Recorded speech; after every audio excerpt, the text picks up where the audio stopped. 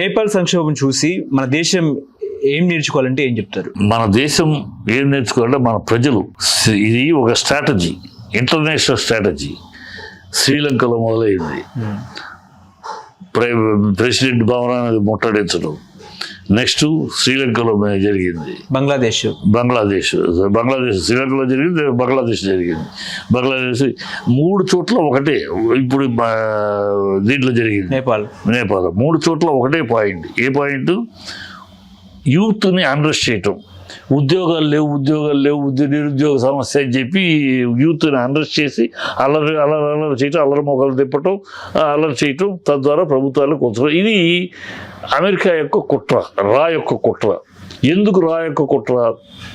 రాకి మెంగుడు పడనిగా ఉన్నది భారతదేశం.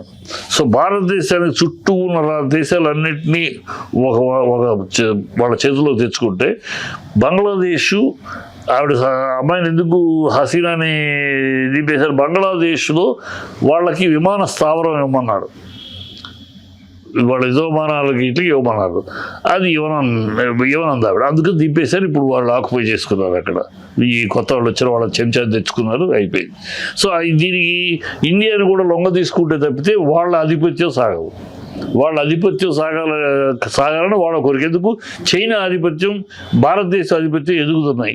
వీళ్ళిద్దరూ కనుక ఏకమైతే, చైనా భారతదేశం 2 ఏకమైతే ఈ ప్రపంచం వీళ్ళకి సలాపు కొట్టాల్సిందే.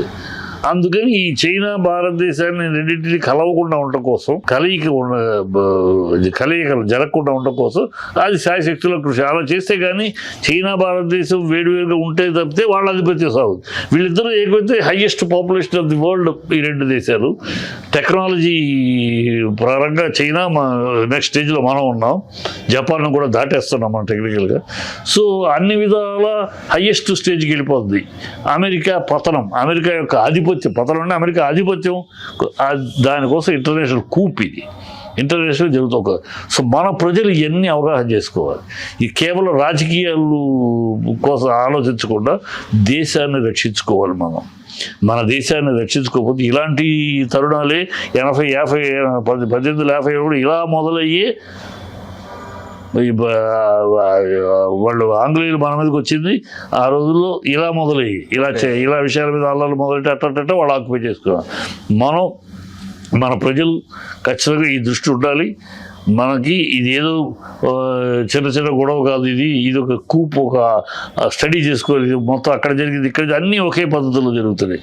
అన్నీ రాజభవనం ముట్టడులే, అన్నీ ఒకే పద్ధతిలో జరుగుతాయి. వీధుల్లో రోడ్లోకి రావడం, తగలబెట్టడాలు, ఇదంతా ఒక స్కీమ్ ఆఫ్ యాక్షన్లో. ఇలా డబ్బులు ఎక్కడి నుంచి వస్తాయి, ఎవరు వస్తాయి? మనం ఇలాంటి వాటిని ఎంకరేజ్మెంట్ ఇవ్వకూడదు. భారతదేశం ఈనాళ్ళు మిగిలింది, బతికి ఉంది, ఇప్పటికీ సజావుగా ఉందంటే మనలో ఉన్న విధానం, సిద్ధాంతం, వాటిని మనం కట్టుబడి ఉండాలి. మనం ఈ దొంగ తిరుగుడు, దొంగ చొరబాట్లు వాళ్ళని ఎంకరేజ్ చేయటం, రాజకీయాల కోసం మనకి బంగ్లాదేశ్ నుంచి మనలోకి చొరబాటుదారులు వస్తారు. వాళ్ళని ఆపితే రాజకీయం చేస్తారా? మణిపూర్లోకి చొరబాటుదారులు వస్తారు, ఎక్కడి నుంచో ఐఎస్ఐఎస్ఏ వాళ్ళు వస్తారు, పీడిఎఫ్ వాళ్ళు వస్తారు అడవులోకి స్మగ్లింగ్కి. దానికి రాజకీయ పాయింట్లో మీరు దాన్ని సమర్థిస్తారా? కాంగ్రెస్ అనే ఒక దౌర్భాగ్యపు పార్టీ దేశాన్ని పట్టిన దరిద్రం. ఆ పార్టీ ఎప్పుడు పతనమైపోయి భూస్థాపితం అవుతుందో అప్పుడే ఈ దేశానికి పరిపూర్ణ రక్షణ. అంతవరకు ఆ పార్టీ ఎప్పుడు దేశద్రోహం మాటలకి, దేశద్రోహం చర్యలకి, ఎవడు ఈ దేశానికి ద్రోహం చేస్తాడో వాడి తరఫున మాట్లాడటం, వాడిని సమర్థించి మాట్లాడటం, ఈ దౌర్భాగ్యపు లక్షణాలు కాంగ్రెస్కి అనాది నుంచి వాటికి పుట్టుకతో ఉన్న పైత్యం అది. అందుకని ఆ దరిద్రం ఇప్పటికే అన్ని చోట్ల పోయించారు. ఇంకా పూర్తిగా భూస్థాపితం చేస్తే తప్పితే కాంగ్రెస్ అనే విషపు వేరు ఈ దేశం నుంచి వెళ్ళిపోతేనే మన దేశం. లేకపోతే ఎప్పుడూ ఏనాడో మళ్ళీ వీళ్ళు ఏ ముసల్మాన్లకు అందించేస్తారు ఈ కాంగ్రెస్. ఎందుకంటే వాళ్ళ జెనెటిక్స్ ముస్లిమ్సే కదా. వాళ్ళు తెలుసు, పూర్వీకులు అందరూ తాతల మొత్తం అందరూ ముస్లిమ్సే. ఈ గాంధీలనే దొంగ గాంధీలే కదా వీళ్ళు. దొంగ గాంధీలు, దొంగ భారతీయులు, దొంగ సనాతన, అన్నీ దొంగలే కదా, ప్రజలను మోసం చేయడానికి వచ్చే బాపతి. సో వీళ్ళు ఎప్పుడైనా అవకాశం దొరికితే మనం లేదా ముస్లిమ్స్ అప్పచెక్కడానికి సిద్ధం వాళ్ళు. అందుకనే పాకిస్తాన్ ఏం మాట్లాడుతుందో అదే మాట రాహుల్ మాట్లాడతాడు. రాహుల్ ఏం మాట్లాడతాడో పాకిస్తాన్ పార్లమెంట్లో అదే మాటలు మాట్లాడతాడు. అన్నీ దేశాన్ని మన దేశమే కాదంటాడు. విదేశాల్లోకి వెళ్ళి విదేశీ వేదికల మీద భారతదేశం ఒక దేశమే కాదంటాడు. ఏం మాట్లాడతాడు అతను? ఆ పార్టీ అసలు పార్టీ లక్షణం అన్ని వికృతమైన విషపు పురుగది. ఈ దేశంలో పుట్టిన విషపు వేరది. ఆ విషపు వేరు పూర్తిగా అయిపోయింది. ఇప్పటికే ప్రజలు బాగా గుర్తించారు. ఇంకా ఈ చిన్న చేదు కూడా ఉండకూడదు. ఆ చిన్నది ఉన్నా సరే ఆ విషం ఒక చుక్క ఉన్నా మిగిలినా కూడా చుక్కలో బాగా మిగిలినా కూడా డేంజరే. అది మొత్తం తుడిచిపెట్టేయాలి. తుడిచిపెట్టేస్తే కానీ ప్రజలు ఈ దేశం సురక్షితంగా ఉంటుంది. సో మిలిటరీని అంగీకరించరు, మిలిటరీని అవమానిస్తారు, కోర్టులను అవమానిస్తారు, ప్రతి వ్యవస్థని అవమానిస్తారు, ప్రతి వ్యవస్థ చులకనగా మాట్లాడతారు, ఈ దేశ సంస్కృతిని చులకన చేసి మాట్లాడతారు, ఈ దేశ సాంప్రదాయాన్ని ఔన్నత్యాన్ని చులకన చేసి మాట్లాడతారు ఈ కాంగ్రెస్ వాళ్ళు. నోరు తెరిస్తే ఐఎమ్ ప్రౌడ్ ఇండియన్ అని ఒక్క నోటప్పుడు రాదు వాళ్ళకి. ద గ్రేట్ ఇండియా అనే మాట వాళ్ళకి రాదు. గొప్పతనం ఇది భారతదేశం గొప్పది అనంటూ రాదు. భారతదేశంలో ఈ తప్పు ఉంది, ఈ లోపం ఉంది, ఈ బొత్సే మాట్లాడుతూ ఉంటారు. లోపం లేని దేశం ఎక్కడుంది ఈ ప్రపంచంలో?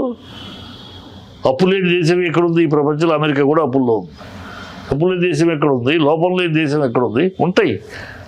కానీ ఆ దేశ ప్రజలు వాళ్ళ దేశంలో ఉన్న లోపాల కన్నా వాళ్ళ దేశంలో ఉన్న గొప్పతనం చెప్పుకుంటారు ఆ రాజకీయ. మన దేశంలోనే మన కాంగ్రెస్ పార్టీ దౌర్భాగ్యపు పార్టీ, నీచ నికృష్టమైన పార్టీ కనుకే ఇది ఎంతసేపు మన దేశాన్ని కించపరుస్తూ మన దేశ ఔన్నత్యాన్ని లో గ్రేడ్లో మాట్లాడుతూ చేస్తూ ఉంటుంది. కనుక ప్రజలు మన దేశాన్ని ఫస్ట్ ప్రేమించండి. దేశాన్ని కాపాడుకుంటేనే మనం. దేశాన్ని కాపాడుకోకపోతే మనం లేము. భారతీయులకు ఉన్నది ఒకటే భారతదేశం, హిందువులకు ఉన్నది ఈ దేశానికి ఉన్నది ఒకటే. ఈ దేశాన్ని ఎన్నో వేలాది సంవత్సరాల నుంచి కాపాడుకుంటూ వస్తున్నాం. మనం ఆ దేశం నిలబడాలి. దైవభక్తి ఎంత ముఖ్యమో దేశభక్తి కూడా అంతే ముఖ్యం అనేది ప్రతి ప్రజ గుర్తుపెట్టుకోవాలి. ఆ దేశాన్ని కాపాడుకోగలిగినప్పుడే, దేశ ఔన్నత్యాన్ని నిలబెట్టుకోగలిగినప్పుడే మనం భారతీయులం, నేను భారతీయుడిని, ఐఎమ్ ఇండియన్ అని ఘనంగా చెప్పగలం. అది తెలుసుకోవాలి ప్రతి ప్రజలు.